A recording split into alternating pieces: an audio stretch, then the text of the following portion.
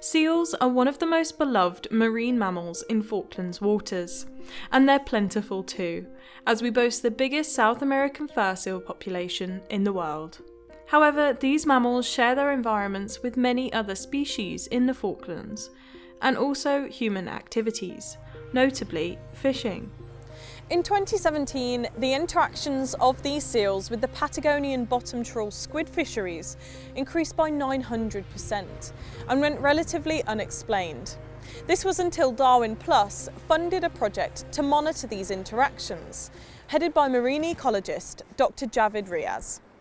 So my research project here has been focused on trying to understand the drivers of seal fishery interactions within the Falklands.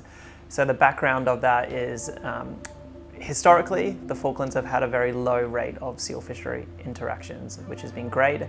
But as of 2017, there was quite a dramatic spike in that, and we don't really know why. The Fisheries Department acted really quickly to implement seal exclusion devices, which are basically big metal grates on nets to stop direct mortalities. That's been really effective, but there's evidence that there is still quite a high rate of seals trying to interact with fisheries or trying to scavenge from nets and things like that. So my role has been to try and understand why that's happened, what's changed in the ecosystem, which has caused this big increase.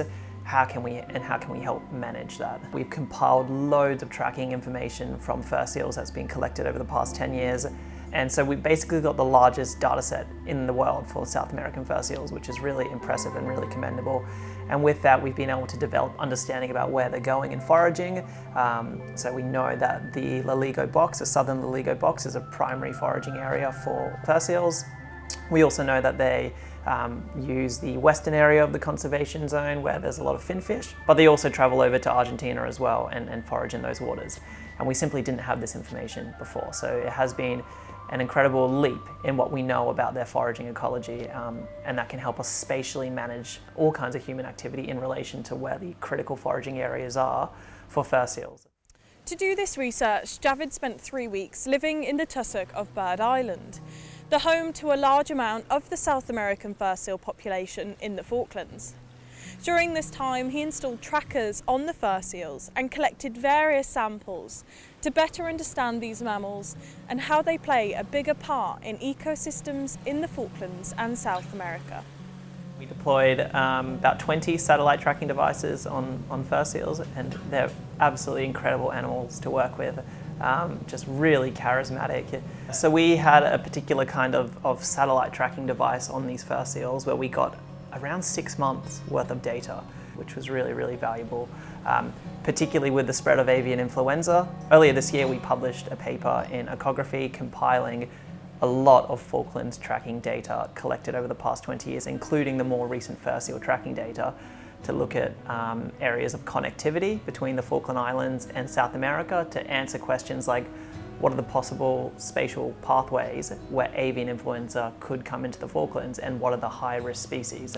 And fur seals were one of the high-risk species that we identified with their regular commutes between Argentina and I guess mainland South America and the Falklands.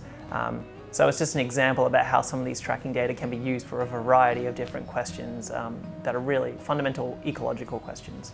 As demonstrated by the funding of this project by the UK government through the Darwin Plus scheme, external involvement and interest in the outcome of this research has been high. The project intends to inform the fishing sector and fisheries department within government of how to protect these mammals while continuing with bottom trawl fishing. It's been also really valuable doing a project which has a really tangible conservation outcome. A lot of other places that I have worked, you're doing research to generate more understanding about the ecology of a particular animal, but how that feeds into conservation is a little bit more uncertain, or you're not really directly involved in that. Whereas here, yes, I do get the opportunity to put forward recommendations to management and discuss those and how the research might be used in the future, which is really, really rewarding. Now that we have this pretty solid foundation, there's so many different offshoots about how we could be more specific in terms of achieving conservation outcomes for fur seals and really cultivating this holistically managed and sustainable fishery, which I think is the vision of a lot of I guess, SARI and also the fisheries department and the fishing industry. I guess that's their vision for how they see the fishing sector progress in the future. While SARI will be losing a valuable member of the team, the Falklands will be gaining a data set on South American fur seals that is the first of its kind for this species. Hopefully, with this information, these animals can be better protected and conservation efforts improved for this extraordinary species.